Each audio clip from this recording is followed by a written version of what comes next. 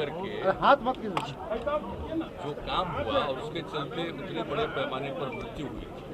जब शराबबंदी लागू हो गया था 2016 में, उसी साल ये गोपालगंज जिले की घटना है, ये सबको मालूम है। उसी समय इस पर पूरी जांच की गई और जांच करने के बाद जो कुछ भी था उसी के आधार पर मुकदमा दर्ज हुआ, सब कुछ हुआ। और आज तो ये आप जानते ही हैं, वोट का ही अधिकार है, यही संवैधानिक अधिकार है, तो है, उसके आधार पर जो कुछ भी देखा है उन्होंने ये फैसला किया। तो आप समझ सकते हैं कि कितनी बड़ी बात है।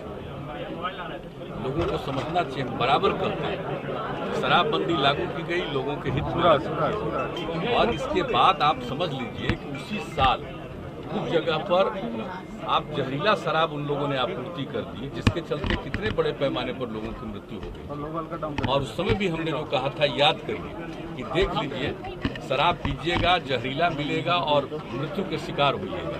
इसलिए कभी किसी पर भरोसा मत करिए।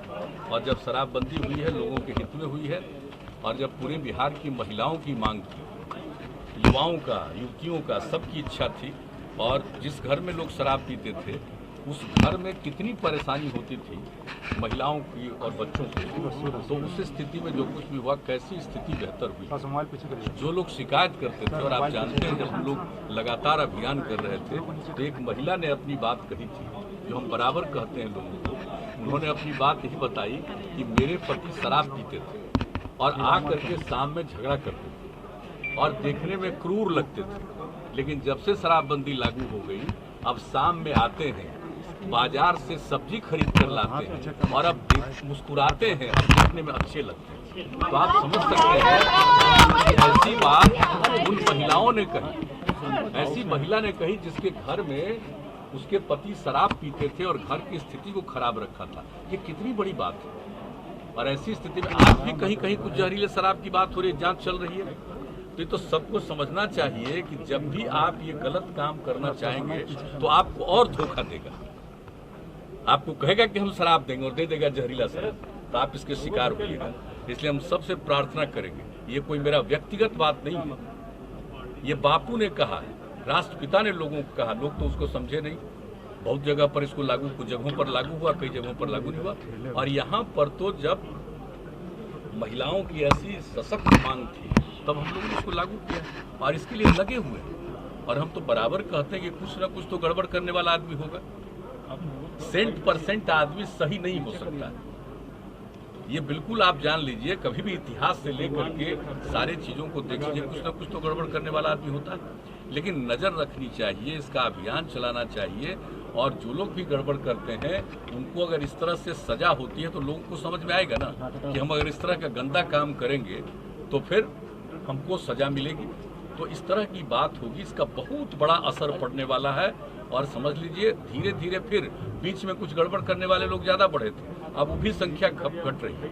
और पूरे तौर पर इसकी जांच पड़ताल के लिए हम लोग लगाए हुए, और आपको बता देते हैं कि हम तो रेगुलर ही कुछ ही दिनों के बाद आकर के सबको बुला करके पूछते हैं, सीनियर ऑफिसर्स को। और हमने तय कर दिया है कि प्रतिदिन, चाहे वो पुलिस के लोग हों जिनकी जिम्मेदारी है, मद्य निषेध विभाग के लोग हों, इनके टॉप लोगों को कह दिया है कि प्रतिदिन रोज थोड़ी देर बैठिए और सब जगह की खबर लीजिए और कहाँ क्या करना चाहिए इसके बारे में विचार करिए। अब होता है लोग, यानी होम डिपार्टमेंट के अफसर, मद्य निषेध वाले भी अफसर, और जो हम लोगों ने पुलिस अफसर डीजीपी, और जो बनाए हुए हैं हम लोग आईजी प्रोहिबिशन, तो इस सब लोगों की मीटिंग होती है।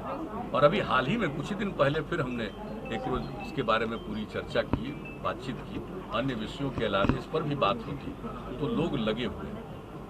और हम तो यही आग्रह करेंगे। और आज यहाँ पर आने का मौका मिला है, आप जानते हैं टीपीएस कॉलेज, हम लोग तो यंग एज से जानते हैं। आज मुझको पहली बार औपचारिक रूप से जब इन लोगों ने निमंत्रित किया तो मुझको अच्छा लगा कि भाई इसके बारे में सुनते रहे हैं हम लोग अपने यंग एज से। तो हमको लगा कि जब इन्होंने भेजा और क्या क्या बिल्डिंग्स में बना है, कुछ तो सरकार की तरफ से और कुछ इन लोगों ने अपनी तरफ से किया, और जिनके नाम से ये बना है उनकी पत्नी ने बनाया उनकी मृत्यु होने के बाद, तो उनकी मूर्ति को भी इन्होंने स्थापित किया। और सब लोगों ने आपस में मिल करके, ये कोई सरकार का नहीं बल्कि आपस में कंट्रीब्यूट करके बहुत अच्छी मूर्ति लगी है। तो उनकी मूर्ति का भी अनावरण करने का मौका मिला। तो मुझे अच्छा लगा। और यहाँ पर इन लोगों ने कई अपना सेक्टर दिखाया है जहाँ पर कई प्रकार के काम कर रहे हैं, अनुसंधान कर रहे हैं, रिसर्च कर रहे हैं, तो मुझको अच्छा लगा। और अभी हमारे माननीय शिक्षा मंत्री जी भी हैं, ये भी साथ में है, देख लिए हैं। अब निश्चित रूप से और हमारे वाइस चांसलर्स लोग हैं, तो हम तो वाइस चांसलर लोगों से यही कहेंगे कि इन सब चीज़ों को देख करके ये बता दीजिए कि इस इंस्टीट्यूशन को और बढ़िया ढंग से चलाने में। और जब मुझे जानकारी मिली इसलिए हम आए 7,000 स्टूडेंट्स, तो ये जान करके मुझको बहुत अच्छा लगा कि 7,000 स्टूडेंट हैं। ज़रा चल करके देखेंगे, हम यदा कदा ही जाते हैं कोई कॉलेज में, तो आज आ करके देख लिया है तो मुझे अच्छा लगा है। और अब तो वाइस चांसलर साहब लोग हैं, अब उनसे तो हम यही कहेंगे, और शिक्षा मंत्री जी भी हैं, जान लीजिए अगर कोई सरकार की तरफ से और सहयोग की ज़रूरत है ताकि हमारे विद्यार्थियों को बेहतर ढंग से काम करने में, और आप जानते ही हैं पोस्ट ग्रेजुएट तक की पढ़ाई है, यहाँ पर अनुसंधान हो रहा है, रिसर्च हो रहा है, सब बहुत अच्छा है। इस काम को आगे बढ़ाने के लिए अगर राज्य सरकार की तरफ से किसी प्रकार के सहयोग की आवश्यकता होगी तो हम लोग निश्चित रूप से देंगे, उनको मदद भी करेंगे। और आकर के मुझे खुश होंगे, मैं यहाँ के विद्यार्थियों को, यहाँ के शिक्षकों को, जितने रिसर्च स्कॉलर्स हैं, सब लोगों को मैं विशेष तौर पर बधाई देता हूं। कल आपने एक घटना पे आश्चर्यचकित किया था, क्या मुकेश सहनी जो किया वो टॉलरेबल था? हमको बुला लिए, बात की। कभी कभी होता है ना कि कोई भी व्यक्ति को सारी बात की जानकारी नहीं होती, तो उनको लगा होगा, और वो नहीं गए थे तो कोई चला गया, लेकिन उनको पूरी बात बताया गया, समझाया गया, जाकर के खुद ही उन्होंने स्वीकार किया, महसूस किया कि हाँ ये चूक हुई। क्योंकि किसी चीज़ की कोई एक बारे में हमसे पूछा भी है कि एक जगह ऐसा देखे थे, हमने कहा कि नहीं, वो बाजाब्ता इनवाइटेड थे फॉर्मली किसी भी कार्यक्रम में। कोई भी व्यक्ति अगर जो भी कार्यक्रम है सरकारी, उसकी तरफ से कोई व्यक्तिगत रूप से इनवाइटेड है कार्यक्रम में, और जो भूतपूर्व रहे हैं मंत्री, भूतपूर्व रहे मुख्यमंत्री, भूतपूर्व रहे केंद्रीय मंत्री, कई लोग हैं जो आते हैं, सांसद हैं, विधायक हैं, तो एक अलग बात है। लेकिन पार्टी का कोई आदमी और परिवार का भी कोई आदमी कहीं किसी कार्यक्रम में आपकी जगह पर चला जाए, ये ठीक नहीं। वो कार्यक्रम में तो जा सकता है, कोई भी आकर के आपका कार्यक्रम है जा सकता है, शामिल हो सकता है, देख सकता है, लेकिन उसको औपचारिक कोई भूमिका नहीं निभानी। वैसे तो सबको अधिकार है, कोई भी आदमी जा सकता है, आपके समर्थक, आपके शुभचिंतक, आपके पार्टी के लोग, कोई भी आ सकते हैं कार्यक्रम में। लेकिन कार्यक्रम के ऊपर जो भूमिका आपको निभानी है, उस भूमिका को पार्टी का कोई दूसरा आदमी नहीं कर सकता। तो ये सारी बात हो गई, उन्होंने इस बात को मान लिया और बाहर मीडिया के सामने कह दिया। हम लोगों ने पूरी बात समझा दी। हमको तो आश्चर्य हुआ था, इसलिए तो हम कहे, हमको मालूम नहीं था। जब वहाँ विधानसभा में लोग बोल रहे थे और मेरे पास प्रेस का ही एक कॉपी भेज दिया, तो हमने देखा, तो हमने कह दिया कि भाई मुझे आश्चर्य हो रहा, मैं जरूर बात करूँ, और हम तत्काल बात कर लिए। और इसके लिए आप जानते ही हैं कि उनके साथ बातचीत हो गई और सब कुछ समझ लिया, उनको भी कोई दिक्कत नहीं और ऐसी कोई गलती नहीं। वो कोई जानबूझ करके उस व्यक्ति ने, मंत्री जी ने नहीं किया था। उनको इस बात का कोई आइडिया नहीं था कि कोई चला गया तो कोई मेरी जगह पर खड़ा हो जाएगा तो क्या होगा, इसका कोई उनको आइडिया नहीं था। अब कोई दिक्कत नहीं होगी।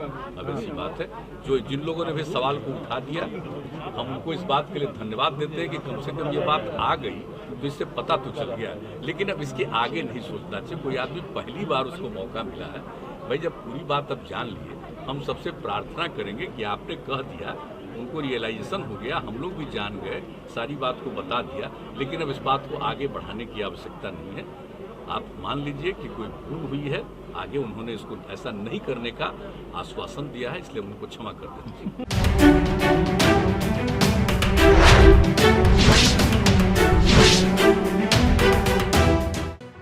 लेटेस्ट खबरों से जुड़े रहने के लिए हमारे चैनल नेशन भारत को सब्सक्राइब करें और बेल आइकन को दबाएं ताकि कोई खबर छूट न पाए।